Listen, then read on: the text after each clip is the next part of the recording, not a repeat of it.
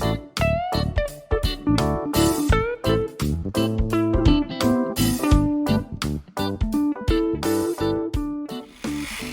back, everybody. Welcome back to my channel. If you haven't been on my channel yet, I'm Darby Jones and I live in Loveland, Colorado. So this series is trying to refurbish some two kitchen chairs that I found out next to the dumpster. And on the first video, if you haven't watched that, go back. I kind of go through my thought process and take off the seat and kind of what we're going to do. So it's been a bit of a pause because we had sub-zero weather here, and one of the next steps is going to be to try to sand down, I'll show you the chair here in a minute, but to try to sand down the chair. And then I think I've decided that I want to sand it down and restain it instead of sanding it and painting it, because I just think it'll last longer that way. So on the first video, I was kind of debating, and at least I think I've made that decision as to what I want to do.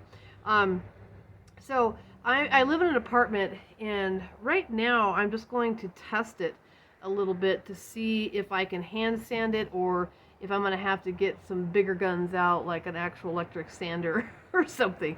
So let's test some things out and see what we need to do. Eventually I will move this up to my parents' house just across town because they have a nice big house and backyard. It'd be a lot easier to work. But I've just kind of got this chair out on my back patio of my apartment just for us to kind of test it. So let's see what happens. Let's take you to my back patio here. Welcome to the mess of my back patio.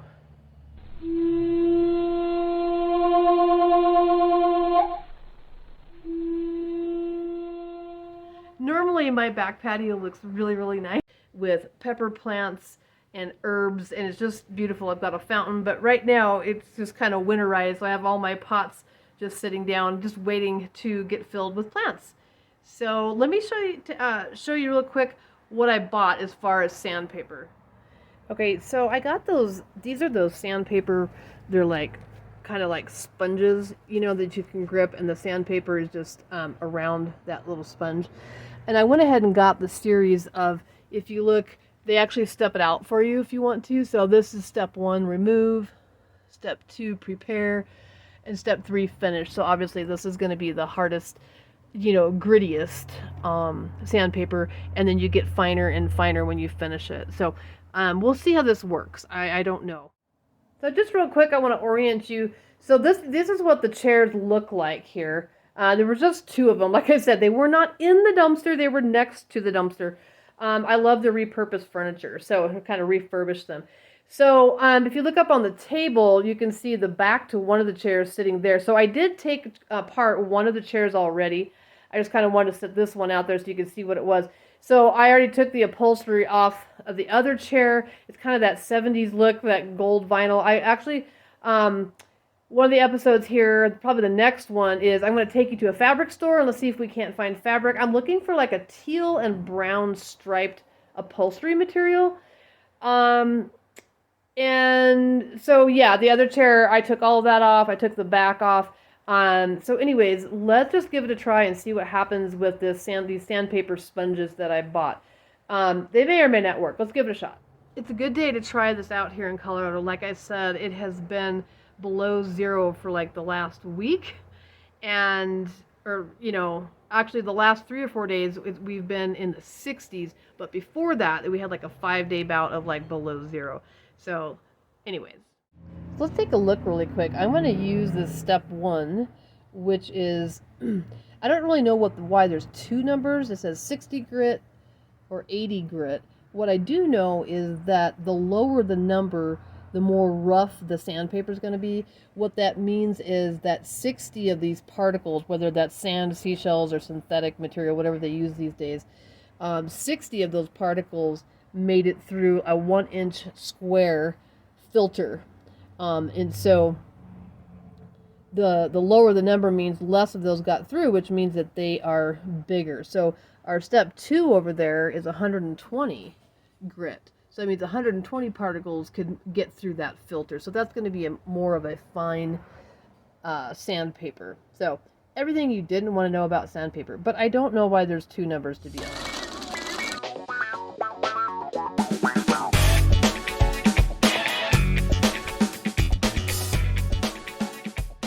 try step 3, which is the finishing one, and see how that works. So far, I'm just trying it here on this edge. And so far, because it was kind of worn off, I'm thinking that it might work.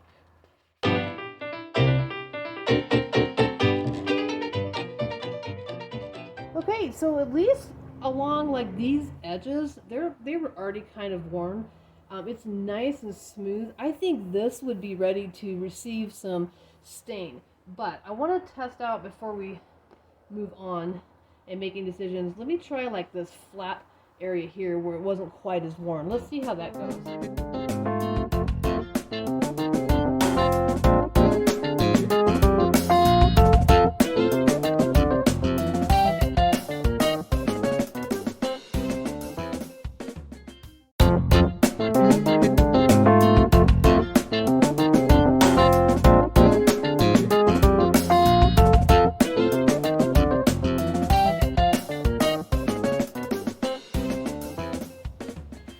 So I've just done this little sample right here, and it actually is working better than I thought it was going to be. So, I mean, it's definitely going to be some elbow grease, but at least I don't think I'm going to need to get a power sander, because I don't even know if my dad has a power sander. So, definitely some elbow grease, but it tells me that this is going to work. I mean, I would need to get a little bit more off there. But I just wanted to test it here because I'm not set up very ergonomically here on the back porch.